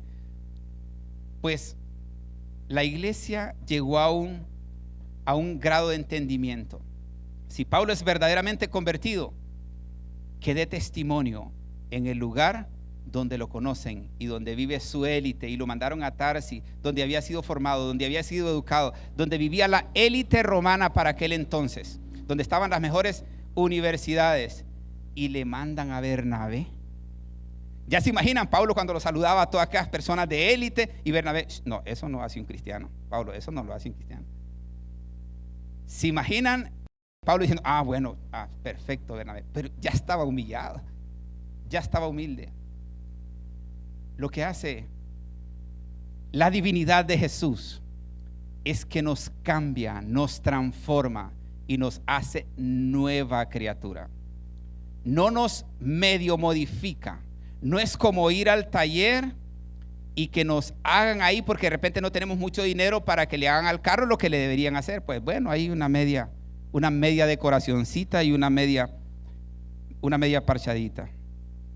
El versículo 12 dice: por tanto, yo le daré parte con los grandes, y con los fuertes repartirá despojo, por cuanto derramó su vida hasta la muerte y fue contado con los pecadores. Y ahí les he subrayado algo: habiendo él llevado el pecado de muchos y orado por los transgresores. Padre, perdónales, porque no tienen ni idea que a quién están crucificando. Señor, no tienen ni idea los planes que tuvimos tú y yo en el cielo. Padre, ellos no conocen lo que tú y yo platicamos. Ellos no conocen el propósito divino y maravilloso que tenemos con ellos. Y ellos no entienden que lo que yo estoy haciendo hoy es salirle al paso a Satanás para que no destruya ese propósito maravilloso que tengo con ellos. Señor, no lo entiendes. No les tomes en cuenta este pecado. Perdónales. Oró por sus transgresores cuando estaba derramando hasta la última gota de su sangre en la cruz del Calvario. Y les recuerdo siempre eso, que Jesús, siendo Dios, vino a salvarnos, pero sobre todo vino a restaurarnos a una relación correcta con Dios. El apóstol Pablo, ya convertido, un hombre con una filosofía profunda, con un conocimiento profundo, escribe el libro de Romanos, que le ha dado guerra no solo a los de esta era presente, sino hasta los mismos apóstoles, porque el apóstol Pedro escribe: hermano, ya les había escrito el hermano Pablo, aunque entiendo, dice Pedro, que esas cartas no se entienden tan bien. Lo estoy parafraseando, se los estoy poniendo un poco en el lenguaje nuestro. Aunque algunas cosas, dice Pedro, de lo que nos dice y nos escribe el hermano Pablo son complicadas, son difíciles, pero él ya nos había anunciado este tipo de cosas, y es cómo estar listos para la venida del Señor, para encontrarnos con el Señor, o con la muerte, que la muerte es lo más seguro que tenemos nosotros. Jesús tomó nuestro lugar, llevó nuestros pecados y nos dio su justicia. Pues el apóstol Pablo a eso se refiere con el libro de Romanos. De hecho, el libro de Romanos, el tema principal del libro de Romanos es la justicia de Dios. ¿Y cómo se define la justicia de Dios? Bueno, es el restablecimiento de una relación que estaba perdida. O sea que el sacrificio de Jesús fue propicio para que nosotros recuperáramos nuestra relación con Dios. Y por su llaga fuimos nosotros curados. Fue curado el daño, fue curado el mal. Y ya no necesitamos la mascarilla espiritual. Ya no necesitamos la distancia con Dios porque lo vamos a afectar con nuestro pecado, porque Dios no soporta el pecado. O sea, Dios ve a Jesús ahora en medio nuestro, porque no hay ningún otro mediador entre Dios y los hombres, solo Jesucristo. El camino es aceptar la divinidad de Jesús y el sacrificio de Jesús en la cruz del Calvario. Esta obra redentora es la prueba de su amor y de su identidad divina. Un escritor que se le conoce como uno de los filósofos de la era moderna, Karl Barth, escribe lo siguiente: Jesús no nos da recetas que nos permitan arreglarnos sin Él. En cambio, Él nos da la fuerza para aferrarnos a Él. Repito la cita: Jesús no nos da recetas que nos permitan arreglarnos sin Él. En cambio, Él nos da la fuerza para aferrarnos a Él, no importa lo que pase, o no importando lo que pase. Jesús es nuestro Salvador. Y de nuevo, ustedes ya lo saben. Pero ¿es su Salvador? ¿Realmente Jesús camina con usted? Si usted está en medio del peligro, ¿Jesús está caminando con usted? Y si usted perece en medio de ese peligro, ¿acepta que Él es soberano para permitirlo y sigue siendo el Dios de amor? Yo creo que más que el conocimiento, porque no estoy dando conocimiento, estoy totalmente seguro que todo lo que yo estoy diciendo aquí ya muchos lo han escuchado, o la mayoría o todos lo han escuchado y lo saben. Pero sí, la reflexión nos viene bien. La percepción judía. Los judíos le llaman a este capítulo el capítulo prohibido, y hay muchos escenarios donde se prohíbe hablar de Isaías 53, el capítulo prohibido, así le denominan ellos. Pero hay otros círculos donde aceptan que este capítulo es parte del canon bíblico que ellos tanto han defendido y tanto han respetado. Isaías 53 no describe a Jesús, que el siervo sufriente no es Jesús, que Isaías 53 describe el sufrimiento del pueblo de Israel, y que el siervo sufriente es una metáfora del exilio, cuando ellos fueron sacados y esparcidos por todo el mundo. Entonces aceptan esta verdad los que todavía no quieren prohibir ni eliminar Isaías 53. Dicen que bueno, es cierto, Isaías 53 es de nuestro canon. Reconocemos que no es un texto adherido posteriormente a la Biblia. De hecho, es del canon que ellos tanto respetan, pero no está haciendo referencia a Jesús, dicen ellos. Es una metáfora del sufrimiento de nosotros, porque ellos se creen la víctima en todo. O sea, Isaías 53 está describiendo la víctima, pero ¿de qué son redentores ellos? ¿A quién redime el pueblo de Israel? Entonces, habría que sacar pedazos nada más de Isaías 53 que se acomode a la metáfora que ellos pretenden acerca del sufrimiento. Y hay un rabino muy respetado entre ellos, que es David Kimi, y que pues dice justamente esto, que el siervo sufriente no es más que una metáfora del exilio del pueblo de Israel. Esta visión se basa en la persecución, el sufrimiento históricamente del pueblo de Israel, el rechazo del mundo por el pueblo de Israel. Entonces ellos dicen, a ver, todo el mundo nos odia, todo el mundo nos aborrece, somos el siervo sufriente.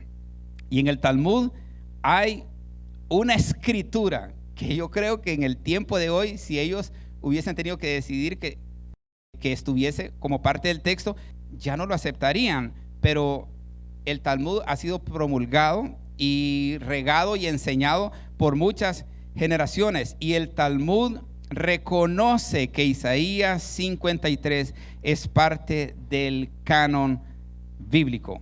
Pero el Talmud dice que si Jesús realmente es el Mesías profetizado en Isaías, pero que Jesús no ha venido, que si Jesús es el siervo sufriente de Isaías 53, tiene que devolverle el poder y la gloria a la nación de Israel. Tiene que vencer a todos los ejércitos del mundo, y que ellos quieren verlo como lo describe Apocalipsis en la segunda venida. Así que ellos no aceptan al siervo sufriente que vino. Ellos dicen que sí va a venir un Mesías, que va a sufrir con ellos, con la espada en mano, y que va a pelear con ellos, y que va a derrotar a las naciones más poderosas del mundo, y va a poner a Israel en la élite del mundo, en el primer lugar. Eso dice el Talmud. Y hay otros que piensan, porque están súper divididos ahorita los judíos. Hay un grupo ya reunidos. Hay algunos videos de YouTube, de hecho algunos los quitan rápido, porque no son del interés, ustedes saben, de los globalistas y de los que pretenden otras cosas. Hay algunos videos donde se están reuniendo y quieren negociar inclusive con los musulmanes la posición del templo de Salomón, donde hoy hay una mezquita de los musulmanes. Y bueno, esas negociaciones se van a seguir dando, y hasta lo pueden lograr, para tener contentos a Israel y que siga engañado hasta que Cristo levante a su iglesia y ellos entren en el sufrimiento final. Pero hay entonces muchos que dicen: reconocemos que Jesús es el Mesías prometido, es el Mesías sufriente, el siervo sufriente de Isaías 53, pero no podemos aceptarlo públicamente, porque la única forma de aceptarlo sería la ley más Cristo. De lo contrario, no lo aceptamos. ¿Qué les parece? Reconocen que lo que dice Isaías 53 es una descripción del Mesías, del Hijo de Dios, pero no lo pueden aceptar, porque la única forma como estarían dispuestos a aceptarlo es que la ley vaya primero. No están dispuestos a perder su patrimonio, su historia, y por lo que han vivido y creído por muchos tiempos. Pero qué triste es que ya entienden que Jesús es el Señor. De hecho, cuando Jesús estuvo caminando con él, yo les leí anteriormente, cuando estábamos viendo los pasajes de Job, cómo las multitudes decían: verdaderamente este es el Cristo. Bueno, hasta Nicodemo llegó a decir: es que las cosas que tú haces nadie las podría hacer si Dios no estuviese con él. Nicodemo y José de Arimatea fueron los que bajaron el cuerpo de Jesús y le dieron sepultura, poniendo toda la plata a ellos, cumpliendo una profecía del mismo Isaías, diciendo que con los ricos había sido sepultado. Hay otro grupo, inclusive de filósofos contemporáneos judíos, que dicen que estos conflictos entre judíos y cristianos deberían terminar. Ellos proponen: reunámonos y lleguemos a un punto de encuentro, porque ya no tienen forma cómo argumentar en contra de Isaías 53. Y créanme, esto es un problema grave para ellos, grave, porque las generaciones hoy en día tienen formas de buscar información de diferentes maneras. No era como antes, que era tradicional, lo que el padre decía, eso lo tenían que ir haciendo y creyendo todos los demás. Hoy se acabó ese tiempo. Entonces ellos se ven en un gran conflicto, porque ya no lo pueden quitar, está ahí.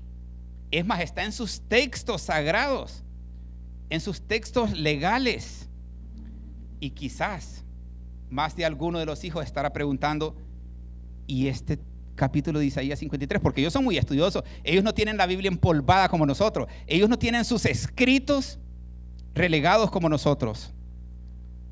Ellos tienen una serie de dogmas litúrgicos que los lleva a profundizar en las escrituras. ¿Qué será entonces cuando se encuentran hijos muy intelectuales con Isaías 53? Y este no es el Jesús que se celebra en todo el mundo, porque nosotros estamos pensando lo contrario. El teólogo judío Michael Brown propone una reunión de urgencia con el mundo cristiano para llegar a acuerdos. Y dice él: porque ya no se puede sostener más la teoría de que Jesús no es el Mesías de Isaías 53. ¿Qué les parece? La apariencia de Jesús, según la Biblia, el versículo 2. Y solo leo fragmentos del versículo 2. No hay parecer en él, ni hermosura. Le veremos más sin atractivo para que le deseemos. Repito, no hay parecer en él, ni hermosura. Le veremos más sin atractivo para que le deseemos. Esas películas que miramos de Jesús en Hollywood, un Jesús con pelo lacio, cara delgada y alargada, ojos azules, una barba pero recortadita, un tipo imponente, galán. Pues según lo que dice la Biblia, es todo lo contrario. O sea, no tenía buen parecer, no era muñeco, no era guapo. Su verdadera belleza y poder residía en su naturaleza divina y en su misión redentora.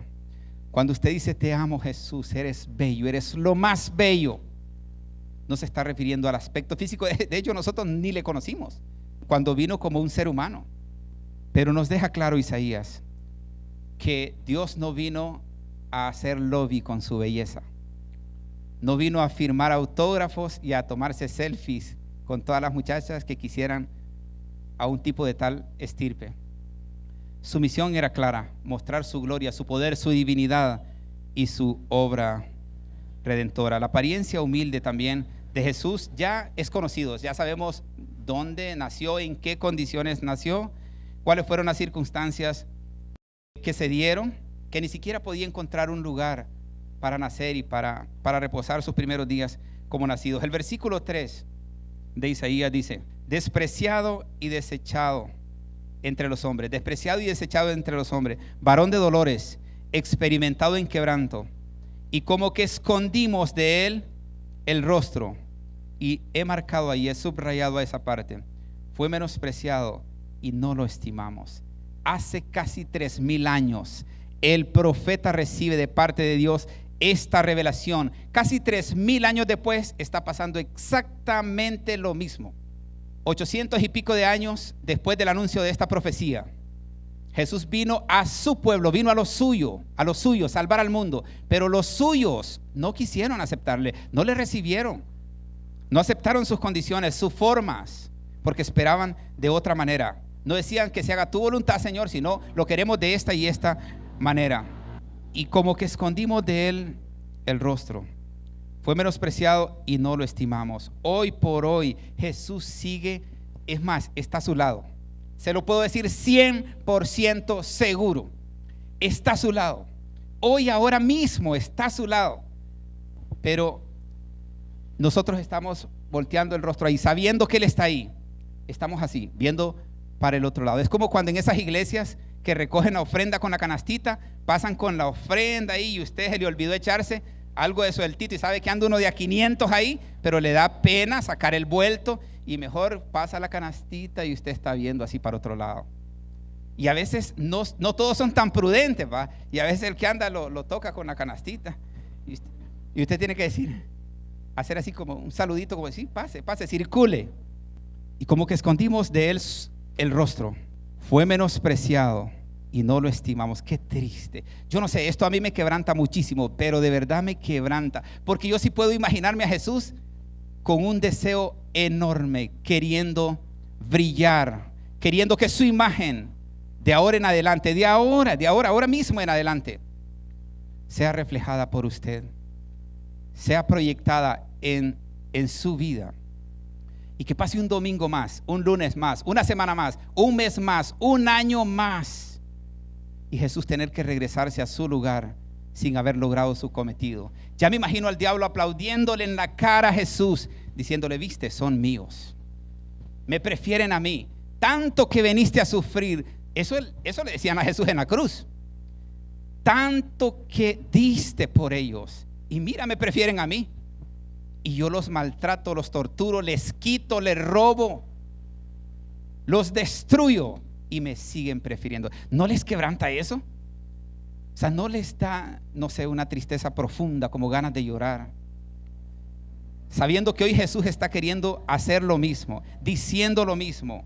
Fue menospreciado y no lo estimamos. Hoy igual está siendo menospreciado y no lo estamos estimando. Un texto, Filipenses capítulo 2, versículos 7 y 8. El apóstol Pablo casi diciéndonos lo mismo, solo que en palabras diferentes, escribiendo a su iglesia amada, con la cual tenía una relación muy estrecha, los filipenses, les dice, sino que se despojó a sí mismo, describiéndoles al siervo sufriente, sino que se despojó a sí mismo, tomando forma de siervo, hecho semejante a los hombres, y estando en la condición de hombre, se humilló a sí mismo, haciéndose obediente hasta la muerte y muerte de cruz.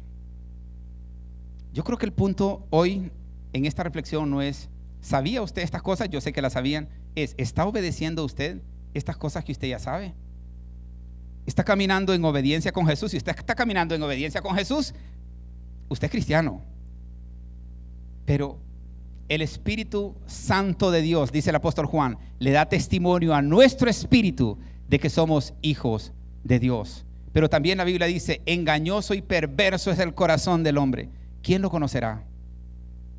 Porque hoy escucho a tantas personas diciendo que se sienten seguras de que caminan con Jesús, de que Jesús es su Señor y que si Él viene ahora se salvan. Qué triste. Y cuando uno ve la vida de estas personas, las ve tan distantes, tan distantes. Una de las características principales de los hijos del diablo es que se engañan a sí mismos, se mienten a sí mismos y ellos mismos se han creído sus propias mentiras, como le ha pasado al diablo. Subiré, me sentaré en el trono de Dios y seré semejante al Altísimo. Seré igual o mejor que Dios. Se engañó a sí mismo y como él tuvo consecuencias por ese engaño, él está replicando. No vas a morir, Adán, no vas a morir, Eva. Solo es que Dios no quiere que ustedes conozcan esta dimensión, porque en el momento que lo conozcan van a ser igual a él, lo mismo que él pensó. Voy a subir, me voy a sentar en el trono de Dios y voy a ser igual a Dios. No vas a morir, Eva ni Adán, solo es que el día que lo hagan van a ser igual a Dios. El mismo engaño.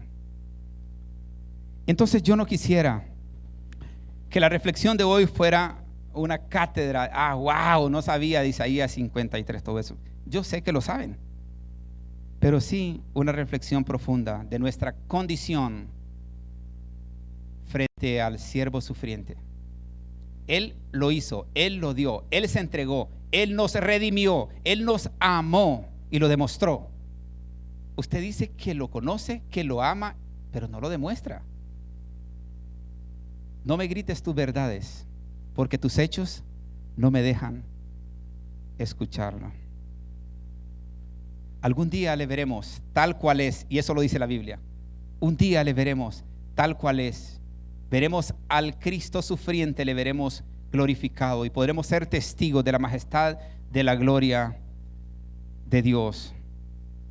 Y como una probadita y para que quedara como testimonio en la tierra, Jesús apartó a tres de sus discípulos, a Pedro, a Santiago y a Juan, y los llevó por ahí a un monte y por un momento se transfiguró. Mateo capítulo 17 versículo 2. Mateo capítulo 17 versículo 2. Y se transfiguró delante de ellos y resplandeció su rostro como el sol y sus vestidos se hicieron blancos como la luz. Lo repito, se transfiguró delante de ellos y resplandeció su rostro como el sol. Había un destello de gloria en su mirada y sus vestidos se hicieron blancos como la luz. Había también en sus ropas un destello de gloria, una iluminación impactante. Pues bueno, Jesús permitió este momento, este evento a Pedro, a Santiago y a Juan. Les permitió dar un vistazo a su verdadera naturaleza divina. Ellos conocieron por un instante la naturaleza divina de Jesús oculta por su naturaleza humana. La transfiguración nos recuerda que Jesús asumió una apariencia humilde y su esencia divina nunca dejó de estar presente en él. Cuando nosotros miramos una película de Jesús, obviamente queremos ver a un personaje y ponen a un personaje, pues esta es una iconografía. También cuando nosotros queremos graficar un mensaje o una enseñanza y queremos mostrar un evento de Jesús con sus apóstoles, a mí me ha pasado, muchas veces pongo una imagen donde aparece un Jesús pintado como se lo imagina la gente y con un grupo de personas que son sus discípulos según el texto que tenemos en la Biblia, desde los primeros íconos bizantinos hasta las pinturas renacentistas. Cada época ha representado a Jesús de manera que resuenan en su contexto cultural y teológico, pero y en el corazón. Usted se imagina a Jesús como lo ha visto más de alguna vez en alguna película, o como lo ha visto más de alguna vez en alguna imagen por ahí. Pero ¿cómo está reflejado Jesús en su vida y en su corazón? ¿Es real Jesús como Dios en su vida? ¿Es divinamente Dios Jesús en su vida? ¿O es la historia que nos han contado, pero que para usted sigue siendo irreal, porque usted sigue sin vivir una experiencia con Dios? De oídas te había oído, decía Job, mas ahora mis ojos te ven. El que está del otro lado puede dar testimonio, es más, a veces sin palabras, porque la imagen de Jesús se refleja en nuestros actos, en nuestras acciones. Las personas dan testimonio de que Jesús ha nacido en nosotros, de que Jesús vive en nosotros y que nosotros proyectamos a Jesús como nuestro Señor y vivimos en obediencia hacia Él. De nuevo, Karl Barth, este filósofo moderno que le digo, que escribe lo siguiente: no busquemos su rostro en la carne, sino en su corazón. No busquemos su rostro en la carne, sino en su corazón.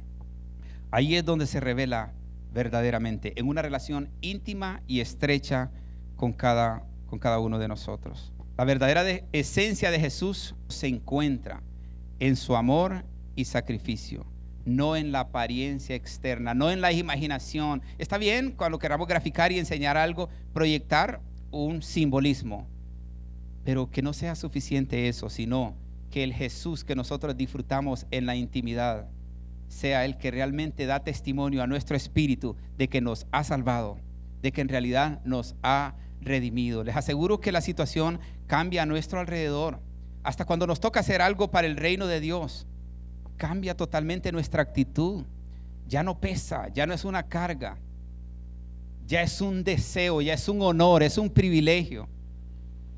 Lo hacemos pagado o de gratis, pero lo hacemos con amor, que eso es lo importante, porque entendemos que todo lo que Él hizo, lo hizo por amor. Ya para ir casi terminando, tengo algunas cosas anotadas por aquí que se las quiero dejar. Isaías 53 es un capítulo que nos desafía a reflexionar profundamente sobre la naturaleza de Jesús y su misión redentora. Yo, más que el conocimiento, quisiera esto: que nos fuéramos pensando en lo que Jesús hizo por usted. No diga por nosotros, o por los hombres, o por los pecadores, sino que se vaya reflexionando en lo que Jesús hizo por usted, en lo que padeció por usted, cómo lo hizo, por qué lo hizo. A través de su sufrimiento y exaltación vemos no solamente el cumplimiento de una profecía antigua, sino también la manifestación del amor y la divinidad de Jesús. Este pasaje, todos estos versículos que hemos estado leyendo hoy, nos recuerdan que el sacrificio de Cristo no fue en vano, fue un acto de amor supremo que nos ofrece redención y esperanza. La interpretación de Isaías 53 ha sido objeto de debates, pero esos debates son buenos, porque de ahí está saliendo la duda de los que están escauteando, buscando más información. Es de esta manera que cuando se llevan estos textos al análisis a personas pensantes y muy inteligentes, están entendiendo que por muchos años han venido errados, viendo su soberbia, viendo su altanería, viéndose a sí mismo, pero que es necesario sentarse y reflexionar y meditar. Así que estos debates espirituales no siempre son en vano. El Espíritu Santo sigue hoy también convenciendo los corazones y Jesús atrayendo con cuerdas de amor a muchas personas a la salvación.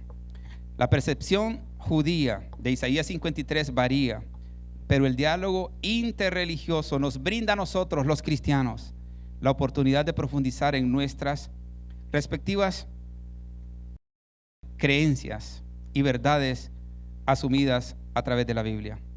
Este diálogo no solo fomenta el respeto y la comprensión mutua, sino que también enriquece nuestra fe, porque nosotros también nos vemos obligados a ir a buscar información y el Señor trae muchísima revelación a nuestra vida, a nuestro corazón, mucha edificación, y por ende la proyectamos después con mucho amor a aquel que demanda razón. En última instancia, Isaías 53 nos invita a reconocer a Jesús como el Mesías prometido, a celebrar su sacrificio y a vivir de acuerdo con sus enseñanzas. Nos llama a una vida de humildad y de consagración, servicio y amor, siguiendo el ejemplo de aquel que sufrió y murió por nosotros. Al aceptar la divinidad de Jesús, encontramos la fuerza y la motivación para enfrentar los desafíos de la vida con fe y esperanza. Y por último, un pensamiento de Dietrich Bonhoeffer, un teólogo alemán, pastor, que terminó pagando un precio muy alto por amor a Cristo, por amor a Jesús. Pero él escribe lo siguiente: Jesús es el único que realmente puede conocerme y al mismo tiempo el único que puede salvarme. Repito, Dietrich Bonhoeffer: Jesús es el único que realmente puede conocerme y al mismo tiempo el único que puede salvarme. Esta cita de Bonhoeffer nos recuerda que nuestra redención y fortaleza viene solamente de Jesús, nuestro Salvador. Así que sigámonos aferrando a Él con la certeza de que su amor y sacrificio nos sostendrán por siempre y para siempre. Señor, te damos gracias esta mañana. Muchas gracias porque, aunque es un texto, un pasaje muy conocido, Señor, tu palabra es verdad y la suma de tu palabra es verdad. Así que, Señor, con amor profundo, así como hace más de 2000 años lo demostraste en la cruz del Calvario, Señor, hoy sigue un acto sublime de tolerancia, porque el pecado ha ido en aumento, porque el pecado se puede proliferar de manera fácil y rápido. Pero ¿qué cuesta, Señor?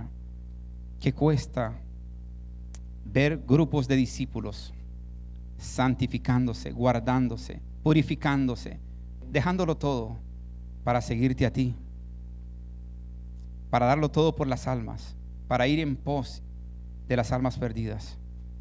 Señor, ayúdanos a mantenernos con nuestros ojos abiertos en una sociedad y en un mundo que nos absorbe el consumismo, que hace ruido, y que así como hace muchísimos años en la primera generación con la línea de Set fueron contagiados y solo Noé y su familia se salvó. Señor, no permitas que muchos de mis amados hermanos, yo mismo, habiendo sido heraldo para muchos, como dice el apóstol Pablo, vengamos a ser eliminados. Señor, guarda los corazones de aquellos que ya levantaron su mano y dieron un paso al frente para decirte: Señor, estos son mis pecados, cámbiame, transfórmame, límpiame, renuévame, porque quiero caminar contigo, quiero hacer tu voluntad, quiero caminar en obediencia por siempre contigo. No quiero practicar una religión, sino quiero tener una relación estrecha contigo. En el nombre de Jesús te damos gracias, Señor. Amén y amén.